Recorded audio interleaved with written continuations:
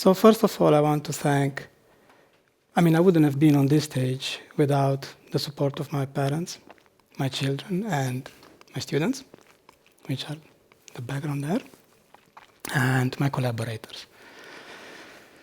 And I will take it gradually, and I will start from the question, what is a quantum computer? And whenever you don't know the answer to something, you Google it, and you find pictures of it, and on this slide you see pictures of a quantum computer, as Google presents it. Usually you see these golden things with some futuristic background, but practically the quantum computer is just extremely small. This is just the electronics that controls the quantum computer, and all of these things then are put in a big fridge. Now, luckily, Otaniemi and Finland is an expert in building these kinds of devices, superconducting quantum computers. So, this is a quantum computer. But then, what exactly is a quantum computer besides those fancy golden pictures that you see?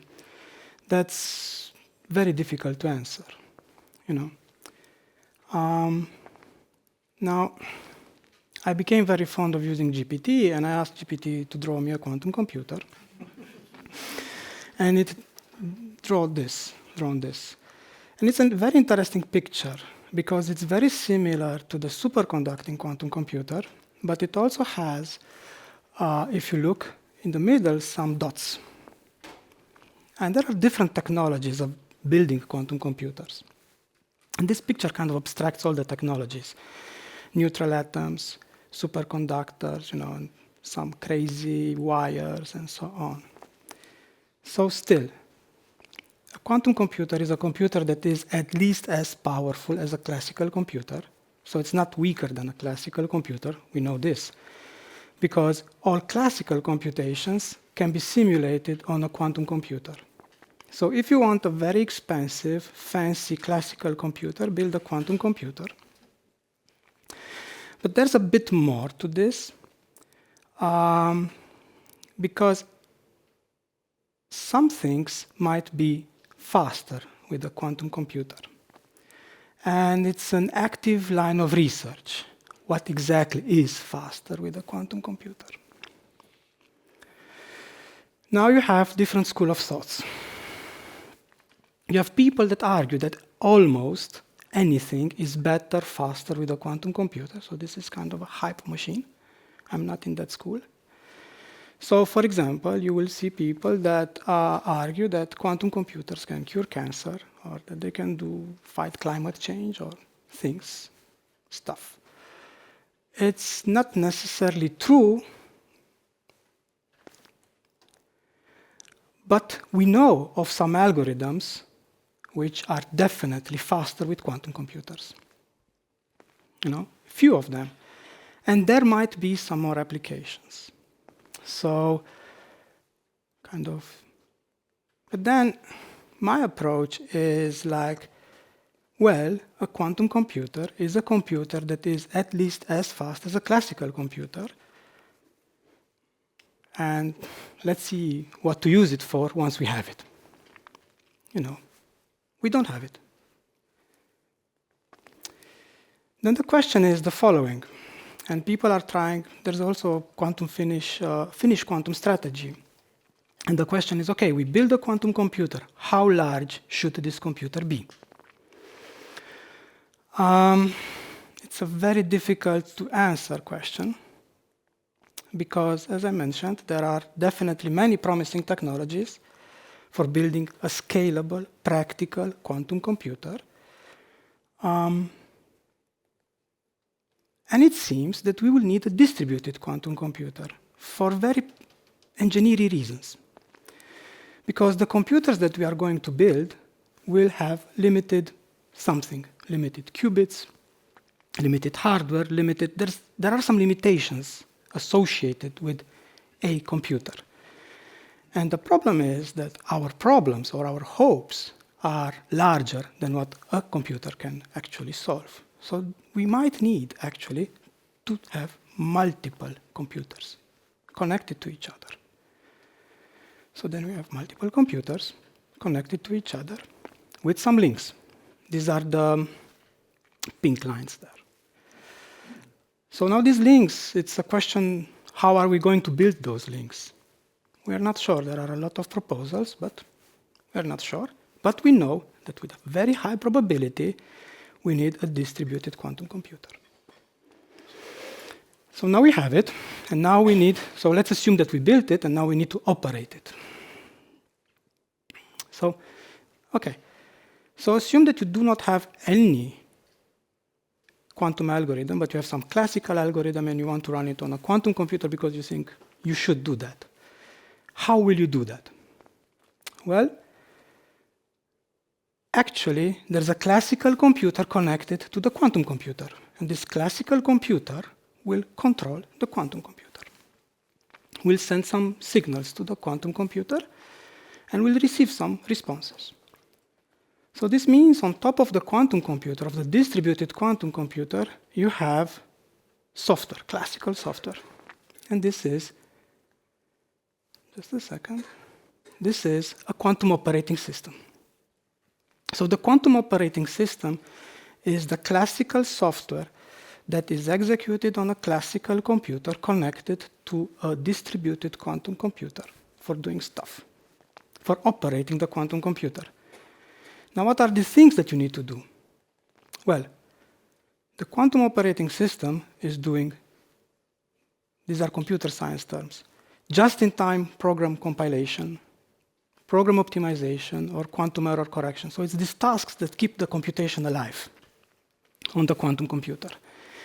And these are executed real-time, close to real-time, but definitely from a classical computer connected to these things. So, okay, so we have the quantum operating system. The question is, why exactly doing this? So why go through all this pain? Well, in 94, 95, there was Shor's algorithm. And this sparked the interest into quantum computing, where people said, okay, now our encryption is not safe. People will be able to factorize numbers. So we should do research into post-quantum cryptography, because some people will build quantum computers. And it's like close to 30 years since people are struggling to build quantum computers for Shor's algorithm. Then, because it's so tough to build these computers for Shor's algorithm, the interest kind of moved, okay, maybe we can simulate chemistry with quantum computers. And that's okay, well, very useful machines for understanding nature. So then, we are doing this because quantum chemistry. And then, maybe for quantum machine learning. So there was an interest in quantum machine learning the past years. And then quantum optimization, where we optimize flows of cars. People, it's tough. Shor's algorithm is tough. Quantum chemistry is tough. So then people tried to find some advantage in other problems that are out there. Optimization, again, something about climate change, curing cancer. But then, actually, it's an interesting question because maybe quantum computers are good for discovering new science. Or for searching some computational advantage, meaning that what can a quantum computer do more efficient than a classical computer? Not necessarily faster, but better. And better translated into dollars. So, what you see here is my research. So we take quantum computations, which are error-corrected, and we compile them. And we assume that we'll have a distributed quantum computation that will execute this. And then we need to look at the computation, and we need to understand what's going actually to happen. Where can we optimize? What can we cut here in order to make our computation more feasible, more practical? right? And we visualize it because, I mean, this is truly interdisciplinary research, and because there was no other thing out there, we visualize it with Minecraft. So what you see here is actually a quantum computation that is executed from the bottom to the top. Time flows from the bottom to the top, and these are like some blocks for lattice surgery, surface code, error-corrected computations. Looks nice, looks not very serious, but it's definitely serious. This is a part of Shor's algorithm, as you would compile it and look at it. But then, wait, the question comes. If your research is like visualizing circuits with Minecraft, do we really need to build quantum computers? Shouldn't we approach them from theory and then build only once we feel confident about them? So who is we? Well, you have on the one side the quantum computing community, various interests into quantum computing.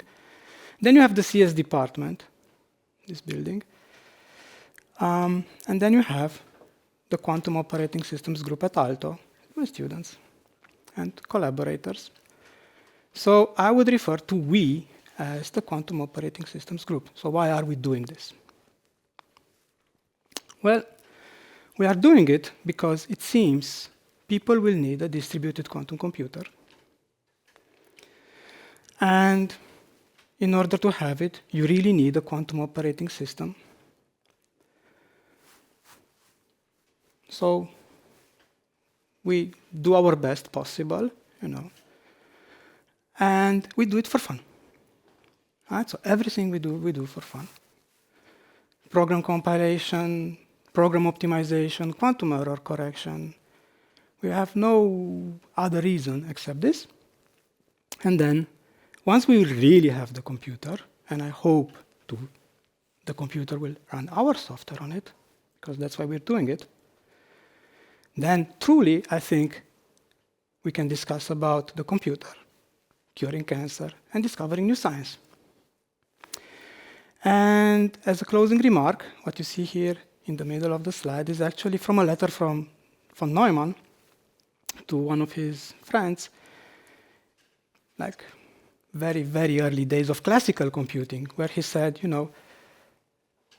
computers are so radically new that the uses will become clear only once we have them. And I think it applies also for quantum computing, and that's what I wanted to tell you. Thank you.